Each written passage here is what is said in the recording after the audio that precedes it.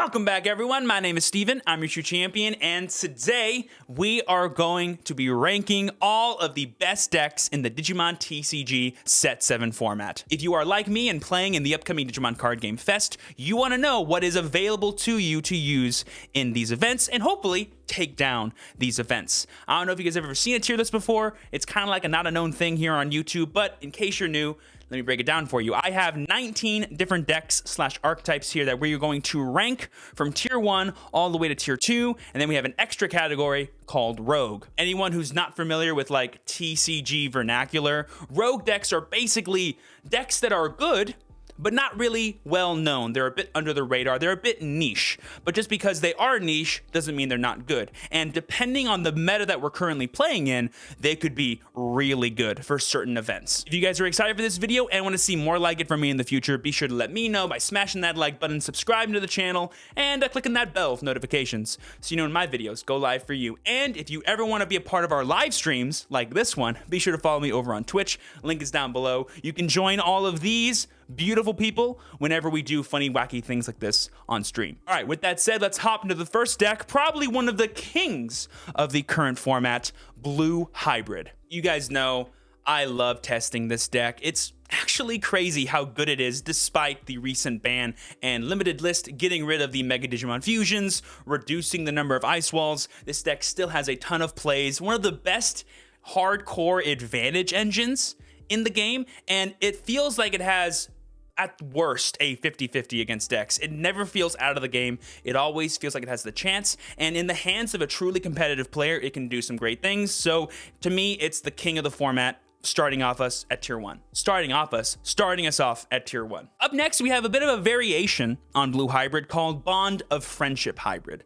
Basically, it's the evolution of Bond of Friendship from set 6 / EX1. You use the Tommy engine, the Korikaku engine, the Blue Hybrid stuff, and you just add in a Bond of Friendship engine to just give you a nice, consistent win condition against more grindy decks like Yellow Hybrid or even Purple decks. But if I'm honest with you, it feels a bit too slow to keep up against like the more aggressive decks in this format and even regular Blue Hybrid itself. But usually Blue Hybrid mirror matches does come down to like a resource war, and having access to mats to gain extra resources with your Gabumon rookies is really good. So while this deck might seem like a worse version of Blue Hybrid because it's like less consistent, does different things, I do think it's super strong, and it comes in at tier 1.5 just because it is a little slower, and this format can be really aggressive at times. Speaking of aggressive decks, we have the first aggro deck on this list. Probably not the best one to start off with, but the first one nonetheless. We have Brigade. Now, Brigade did technically gain something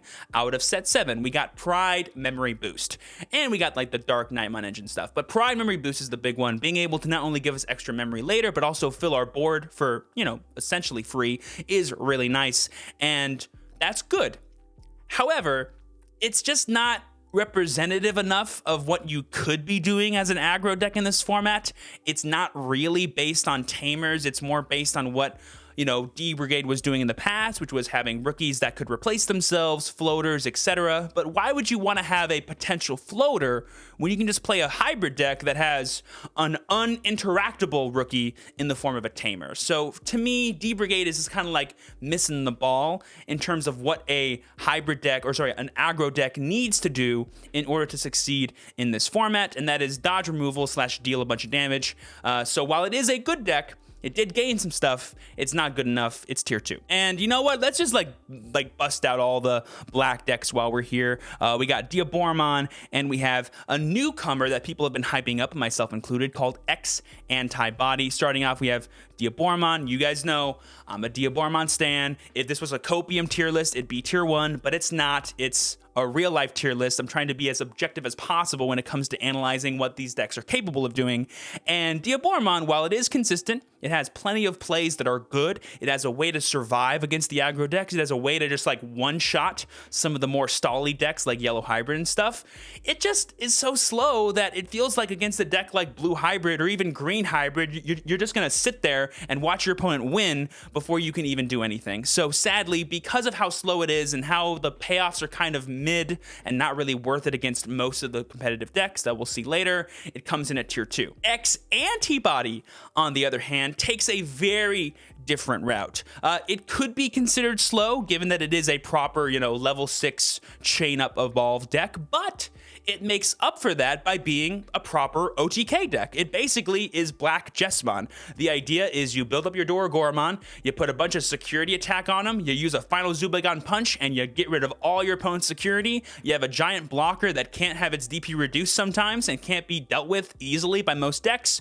You go on to the next turn, you win the game. It's really cool. I like the deck a lot. I'm testing it a bunch, and I think it's real. It farms yellow decks. It has a decent strategy against the green and red decks, and its only real shaky matchup is blue, but even then it's not unwinnable. So I do like it. If you are someone that's dedicated to playing it, it could see a lot of success for you, and for that I'm putting it in the rogue tier. It feels like the first proper rogue deck we've seen in set 7 as new decks are being created. Moving on to the green decks of the set 7 format, we have actually 3, more than you might think. We have mono green hybrid, we have red green hybrid, or as I call it, red green beetle RGB, nothing else, and then turtle turbo, also the only way to call this deck. There are no other names that matter. I'm just gonna immediately put Turtle Turbo into tier 2. I do think this deck has moves. I do think this deck is real personally, but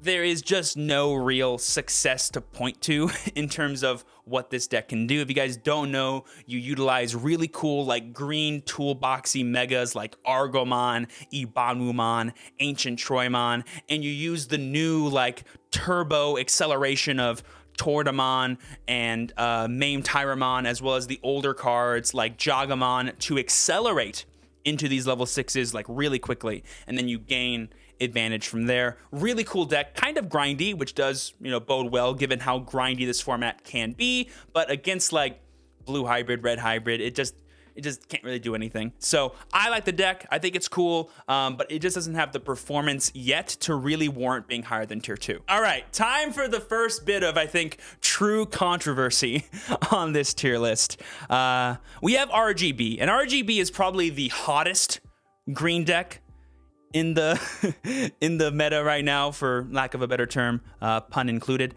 I think it's tier 1.5. I just think it's a bad red hybrid deck, but instead of playing the red hybrid cards, you're playing the green hybrid cards. And to me, proper mono green hybrid, when played correctly and has the list that can do the good things against blue hybrid, punish their Sayakomons by just dealing 2 free damage to them with Rhino because you promoted a Rhino from your raising area, is really good. And I like it. I think it's tier 1. So if it's a choice between playing RGB green or mono green, for me, the choice is tier 1 mono green. And if you want to play Atomic Inferno and do the really cool spicy stuff, just play a red hybrid deck instead, and it might just be better. So yeah, if you want to play green, mono green hybrid is definitely the way to go. I think it will be the most popular variant given a couple of weeks, and it's only a matter of time, I think, before other people realize what I'm realizing at this point. Moving on to the red decks. We have a lot to talk about here. We have 4 different red decks: Jesmon, Agubond, red hybrid with Ancient Greymon package, and regular red hybrid, just like Emperor Greymon's Aldamon shenanigans, Takuya shenanigans. You get the idea. First things first, Jesmon, bit of a historical pick, one of the kings of set 6, gained a lot from set 7, the Sistermon Awakens, new Huckmons, more consistency pieces. And technically, given the next tournaments that are coming up, the Digimon Card Game Fest, it gained a lot from the game itself, being able to use mulligans and even side decks to help any potential bad matchups you might have. All that said, the deck really hasn't changed from what it originally was. It's basically a build-up level 6 deck that goes for a ton of advantage in a single turn that either wins the game that turn or on the following turn. And in this format, that's pretty good. Hybrid decks usually do give up a lot of advantage or resources in the early turns, and you can turn that into a super fast Jesmon stack. As always, if you just have the god stack of Tai Kamiya, Greymon, random body in play, plus Savior, you just win. And that's really good and appealing to a lot of players. All of the problems of inconsistencies, all the problems of still being a kind of slower deck is still there, and given that a lot of these hybrid decks are decks that are just built on overall card quality and like staggering lines of play, it can be difficult sometimes to kill them, given that they know what you're capable of and when the real scary turn is around the corner. So overall, I think Jessamon does look good in this set, but it has a big mountain to climb over, being itself and what the meta is actually capable of doing in such a short amount of time. Like, the really aggro decks can just beat you before you do anything, and the decks like Blue Hybrid can just stop you if you are too reckless with your Jessamon stacks. So there is a bit of like a skill cap of like knowing when to risk Jessamon / knowing when not to. So I'm putting Jessamon at sort of like the top of tier 1.5, given what is potentially possible with this deck.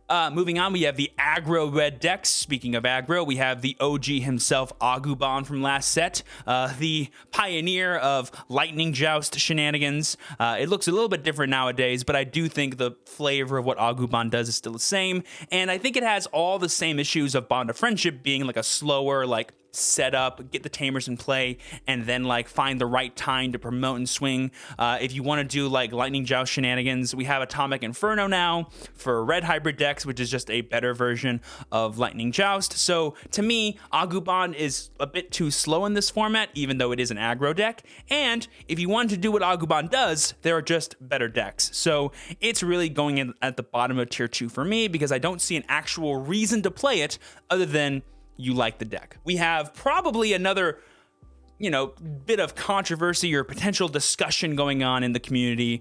We have Ancient Hybrid versus pure regular, just like Emperor Greymon Hybrid. Which one should you play, and why? Well, first things first, I think Ancient Hybrid is, no questions asked, a tier 1 deck. The power ceiling of the early Ancient Greymon plus Promo Aguni combo is just insane. I do think it bolsters a really good yellow matchup, given how potentially aggressive you can be in the early turns before they get set up. Just like being able to wipe out like 4 to 5 security with a single Ancient Greymon stack is insane. If you have like some really cool setups with Atomic Inferno and whatnot, you can do even more damage. And I do think that because Ancient Hybrid is a real deck, the format is actually adapting around it. We're seeing yellow hybrid decks play more recovery cards before they have less than 3, so that way they can have like 6 or 7 security before this guy comes out. A lot of crazy stuff. This deck is so powerful. And then on the flip side, we have the red Emperor Greymon, or pure red hybrid deck, that I think just loses out a little bit of power, but gains a lot more consistency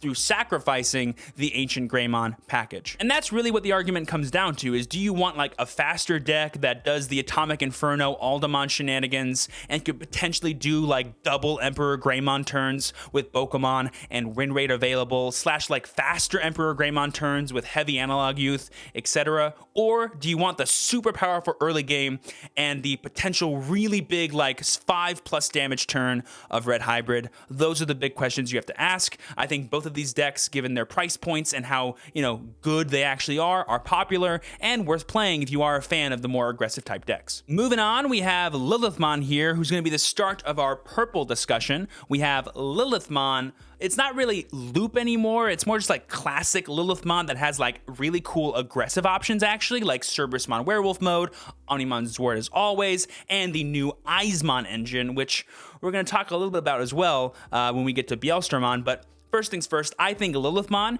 is one of those decks that right now, if you're committed to playing it and you know the ins and outs of it, it can definitely take down a tournament given the right meta. If you fight against nothing but yellow hybrid, you can just farm those decks, because the Cerberusmon package is so aggressive, and being aggressive against that deck while having the ability to build super big wide boards with Omnimon Zwart that can just OTK people is really good. Also, it's good against like random aggro decks, given like some defensive setups you can do, given Jack Raid shenanigans. I really like Lilithmon, but I don't think it's going to be nearly as popular as it once was, so I'm putting it in Rogue simply because of the good yellow hybrid matchup, as well as just the overall popularity of a super complicated deck like Lilith. We then have Bielstermon, the other queen of purple, and I think actually Three Musketeers gained so much from set 7, the Eismon package being so fast at setting up your trash pile, the overall slew of purple rookies you have access to, and just the ability to still play cards like Analog Youth and Madashida, which are just great resource options. It feels like in a late game scenario against like yellow hybrid or slower decks, Bielstermon is unstoppable at gaining advantage. That said, while Bielstermon did gain so much from the actual set, it lost so much more from the modified gameplay rules of Digimon Card Game Fest. And because that tournament is right around the corner and side decks are possible and people can just play Avenge Kidmon for no reason, and you have a terrible blue hybrid matchup, I cannot put Bielstermon at anything higher than tier 2, but given some decks we're going to talk about in a second, I do want to put it at the top of tier 2, because if you do play this deck in a tournament where there are no side decks, it can definitely take down an event as long as you dodge blue hybrid. Rounding off the purple discussion, we have the new talk of the town, Cherubimon. We have purple Cherubimon, as in like a pure Cherubimon deck, and then we have yellow base Cherubi. Now, I recently used purple Cherubi, also called TLC, Turbo Lucemon Cherubi, in the Pro Play Tour Invitational Qualifier. It was a lot of fun. I loved it. Super cool deck, really fast. The purple hybrid package by itself is definitely one of the most resource intensive and kind of nice for grinding out victories. So first of all, I'm putting it in the rogue tier because it can just do really well given the right landscape, but like Lilithmon, it's a bit more skill intensive than most other decks. It's kind of complicated when you whiff. You can still win even if you whiff your big Cherubimon turns, but it's questionable whether or not it's tier 1.5 or tier 1. But yellow based Cherubi, on the other hand, given the options that are available to it, given the ability to actually OTK with the shenanigans of Bokomon and what's that card called? Bushiagumon, it's actually insane how many wins you can just steal with this deck. And so I do want to put it in tier 1.5. The only real reason I'm not putting it any higher is against the aggro decks like Ancient Hybrid or Green Hybrid. It does struggle a lot because you are kind of like a yellow purple deck where you're slower than most others. You're trying to like set up a bunch of stuff, but you don't have the benefit of playing a bunch of recovery unless you have the big Lucemon package like the pure purple one can play. And your recovery is kind of locked behind like Salamons and stuff, and that's hard to like get a lot of really quickly when you need to survive against the more aggressive decks. And so because it's a bit too slow, even though it has good matchup spreads, and if you're a good player with it, you can definitely take down any deck in the format, it can just be a bit non-appealing to people, and so I don't see it being as popular as maybe it should be. And finally, we always save some fun decks for last. We have Lord Knightmon. In my opinion, this is Lord Knightmon plus Electric Rush combo because that's the best way to play Lord Knightmon right now. And in a meta with only one Ice Wall, this is good. This is real. It's kind of like Cherubi in that, like, given the right board setup, you can just spit out an entire board that could either win that turn or win the following turn. And if your opponent was a bit too slow to actually put pressure on you, there's no way they're going to kill you. And I really do like it a lot. And so for that reason, I'm putting it in Rogue because I do think it has a good blue hybrid matchup, and I think it has a good yellow hybrid matchup. And if that's all you fight against, you're housing. But again, if you do fight against like the more aggro decks, if you are fighting against people that are like faster at putting pressure on you and they're choking you at right times and they're not giving you actual access to your Electric Rush combo, it can be hard to like win out and catch up. But if you want to pick a deck that's really good at like grinding victories, Cherubi, Lord Knightmon are great picks. And finally, we have the actual bane of every player's existence, yellow hybrid. I don't have like purple based yellow hybrid here versus regular yellow hybrid because to me, those decks really aren't that different. It's a difference of, do you play Gazimon or Salamon, and do you play like more level 6s or less, or like more yellow option cards or less. Like they're the same deck, they're doing the same thing. It's just a matter of like what flavor is that tournament for that day. Right now the most popular version seems to be purple yellow, so that's the one I'm going to talk about for where I'm going to place it. And it's no question tier 1, but I do think it's like behind blue hybrid. So like if I were to do like top 1, top 2, it's blue hybrid, then it's yellow hybrid. And the only reason for that is I think the blue hybrid package is more actively trying to win the game than the yellow hybrid package. Like you're doing so many proactive things. You have the way to actually like OTK and slow down the game with freezing, but you're not just like waiting for your opponent to make mistakes. I do think Jet Sylphie or like a yellow hybrid has tons of avenues for countering people, punishing people, being aggressive when it needs to be, all that fun jazzy stuff. But I do think it has too big a target on its back. And for the actual decks that just kind of hard counter you, like Cherubi or the big OTK decks, it's a bit harder to kind of navigate what the best way to play is for people that aren't used to playing a slower control-y type deck. And so I feel like Blue Hybrid has a lower barrier to entry, is more popular, and in some situations is just a better deck overall. So I do view it as being the top of tier 1, but it's super close. And finally, before I let you guys go, we have one last entry to finish off this tier list. And you know what? My chat knows that this young man deserves his very own tier. Knightmon to the moon, baby! This is my tier list, and Knightmon sits above everything else in set 7, no questions asked. Thank you guys so much for watching. Hopefully you enjoyed my takes on the current BT7 meta. This all might change as the format evolves. If it does, I'll be sure to let you know. Thank you guys so much for watching. If you got any value out of this video, be sure to let me know by smashing that like button, subscribing to the channel, and clicking that bell for notifications so you know when my videos go live for you. And if you ever want to be a part of live streams like this in the future, be sure to follow me on Twitch. Link is down below, as always. With that said, I have been your true champion, Steven. Please be sure to work hard, rest easy, live well, and I will see you all next time. Peace.